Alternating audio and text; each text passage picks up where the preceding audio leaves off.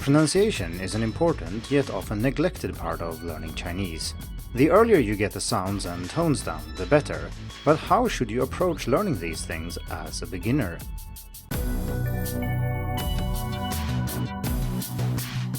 Hello and welcome to the Hacking Chinese podcast.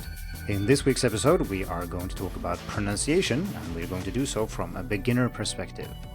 For most students, the goal should be to have clear pronunciation, meaning that native speakers find it easy to understand you and it's easy to communicate in the language. Because nothing is more frustrating than learning words and phrases, and then when you try it out with real people, they just look puzzled or they switch to English immediately. Unfortunately, clear pronunciation is not something that most adults will acquire automatically just by studying the language for a certain amount of time, even if you live in a Chinese-speaking environment. This is rather easy to prove because there are many people who live in China and have studied Chinese for a long time and yet still don't have very good pronunciation. Of course, if you study Chinese in your home country on your own, you run an even bigger risk of missing pronunciation or thinking that your pronunciation is quite good when in fact it isn't. Learning the sounds of a second language is quite different from learning the sounds of your first language, which is typically successful. It's different for many reasons, but one of the most important ones is that you already have one or several sound systems lodged in your brain from your first or from some other languages that you have learned. And so when learning Chinese, you need to learn how these sounds are different from the sounds you already know, and sometimes you need to learn entirely new sounds. This doesn't mean that you can't learn to pronounce Mandarin well, it just means that you can't count on that happening automatically and that you need to invest some time and energy into pronunciation. Exactly how to do that is what we will talk about today. If you are a beginner listening to this, that's good news because the earlier you start caring about pronunciation, the better. If we learn sounds and tones incorrectly, it becomes increasingly hard to fix them the longer we wait. If you are not a beginner listening to this, you shouldn't despair. I have fixed my own pronunciation after years, and I've also helped hundreds of students fix their pronunciation, and it's definitely possible. However, unlike something like characters, there is a cost in delaying here, so the earlier you start, the better. If you're interested in the case for delaying character learning, check out episode 1 of the podcast. One of the most important factors for learning pronunciation is your interest and motivation for doing so. Since you are listening to this and you haven't turned off the podcast yet, I think that you are at least a little bit interested in pronunciation and improving your pronunciation, which is great because that means that half the battle is already won. If you can maintain this pronunciation and interest and really care about pronunciation, you stand a very good chance of achieving clear and natural sounding Mandarin. Whereas if you don't care about pronunciation, it goes without saying that the chance of you doing so is considerably lower. Naturally, simply caring about pronunciation is not enough, you also need to invest time and energy, but without motivation that is rather hard to do and most people simply don't do it. There are also other factors that influence learning pronunciation, such as age, but since this isn't something we can directly influence ourselves, that's not something that I will talk about today. But I will say that I haven't so far met any student who couldn't learn to pronounce Mandarin clearly, and I've had several students in their 60s and 70s. Before we go into how to learn pronunciation as a beginner, let's talk a little bit about the learning situation, because I think there is a question here that needs addressing, and that is, isn't having a teacher and going to class enough? I mean, that's part of the purpose of having a course, isn't it? Sadly, the answer is generally no. And there are many reasons for this, chief among them being that teachers don't have time and resources to care about everybody's pronunciation, and even if they did have that, they often have bad experience of correcting students or helping them with pronunciation because many students get very defensive, frustrated, or sometimes even angry when teachers point out errors in pronunciation. And this sounds outrageous, of course, but I've witnessed this firsthand many times, and I've also talked to many teachers who tell stories about students not being happy at all, focusing on fixing pronunciation or upgrading their tones and the like. Another major issue is that most curricula and tests don't require you to know anything about pronunciation or be able to pronounce Mandarin clearly. And that means that teachers will focus on grammar, on characters, and so on, because these things are easy to test and that's what the course is supposed to be about. In most courses, pronunciation is confined to the first few weeks of the first semester, and then rarely mentioned again after that.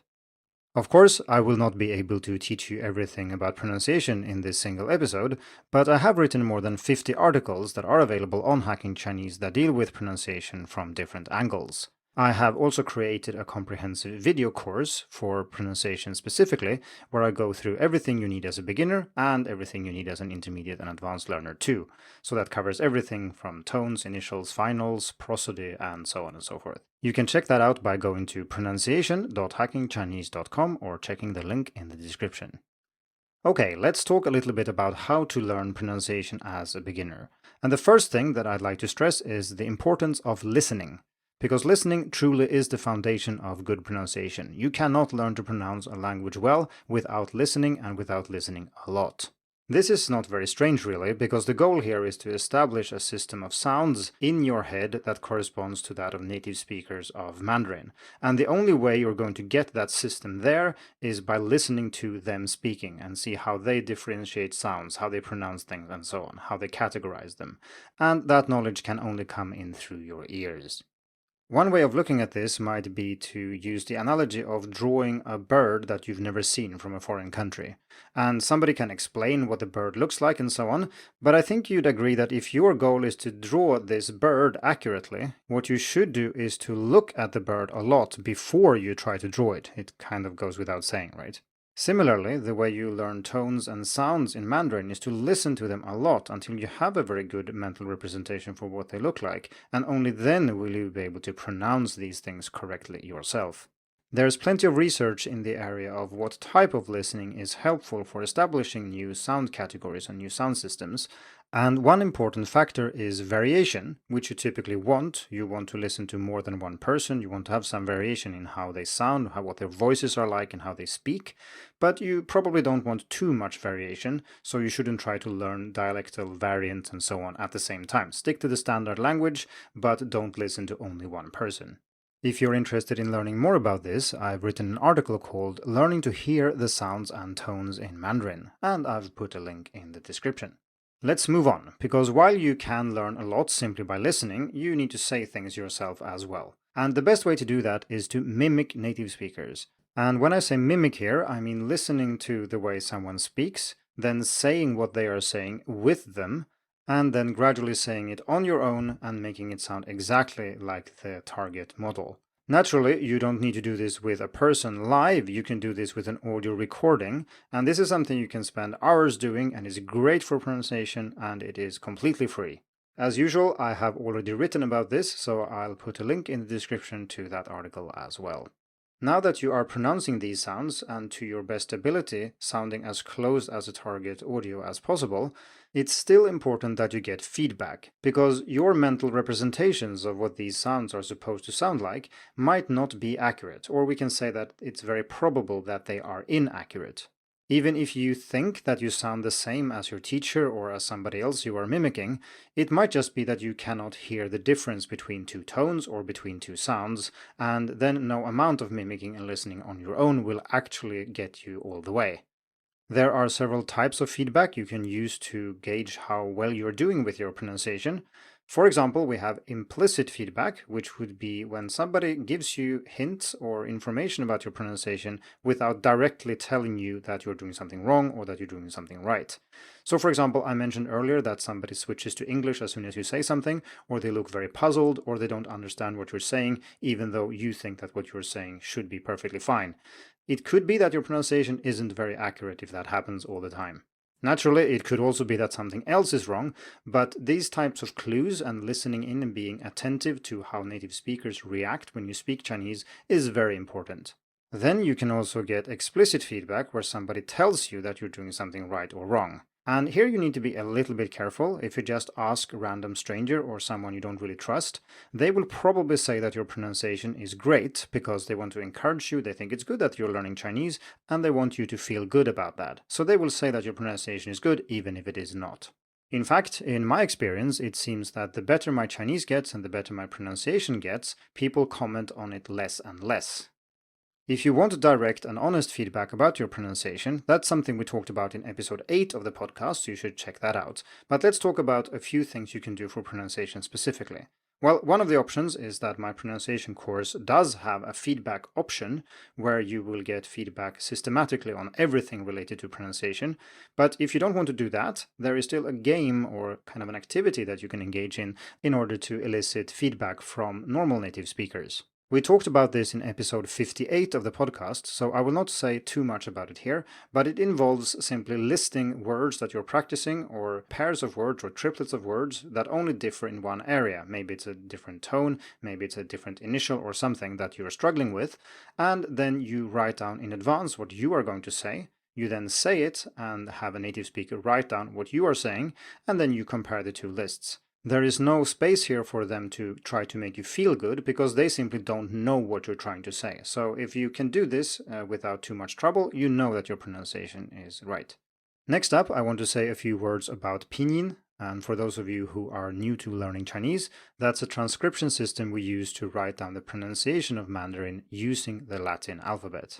The most important lesson here is that you have to learn Pinyin properly. You cannot assume that things are pronounced the way you think they are pronounced. That, of course, depends on what languages you know. I can assume that you understand English because you're listening to this podcast, and that means that you might borrow pronunciation from how you are used to these letters being pronounced in English, but that might not be true for Chinese. So in a way, it's nice that we have Pinyin because it uses letters we are used to, but on the other hand, that means that students will make assumptions of how things are pronounced and stop listening to how the sounds are actually pronounced because they see how they are written and then just assume, and that can block your perception of the correct pronunciation. This is a topic we have already explored in the podcast, and that was in episode 11 if you want to check it out. Another problem with Pinyin is that many students assume that there is a one-to-one mapping between sounds and letters, and this is simply not true. So in practice, that means that some letters in Pinyin can represent many different sounds depending on what context they are in what syllable they are in. And we also have the opposite, where one sound can be written with several different letters. Learning Pinyin properly is not very hard. There are a few spelling rules you need to be aware of and so on, and learning these is very, very easy compared to learning pronunciation in general, so do take the time to learn Pinyin properly. There is zero excuse not to do it, and you will definitely regret it later if you don't. Again, this is something I have discussed in more detail on the podcast, and that is episode 76. Before we round this episode off, I want to say a few things about theory when it comes to pronunciation. When learning our first language, we don't have to think too much about pronunciation. We certainly don't have to study theory and be able to describe the difference between sounds and so on. That's simply not necessary. But when we're learning a foreign language as adults, some theory can be used as a kind of crutch to learn to hear and notice the difference between sounds, and then gradually also learn how to pronounce them ourselves. Another example of this is when you have a sound you simply don't know how to pronounce because it's so different from your native language, then learning about the tongue position and how it's actually produced physically can certainly help you. A good example of this is Pinyin J, Q, and X, which you certainly can't rely on English to pronounce correctly. Another advantage of theory is that it can reveal some patterns that otherwise seem very chaotic. So for example, do you know that S, SH, and X relate to each other in the same way that Z, ZH, and J, and C, CH, and Q, for example? And that's got to do with aspiration, among other things. So without some theoretical understanding, this can seem very chaotic, but if you understand what's actually going on, it can even be quite simple. Another example, which is very personal to me and that I've talked about in the podcast before, is understanding how the tones really work. So, for example, if you think that the third tone is not a low tone, you are bound to make lots of mistakes that many students make that you wouldn't make if you regarded the third tone as a low tone. And this is something we talked about in episode 26.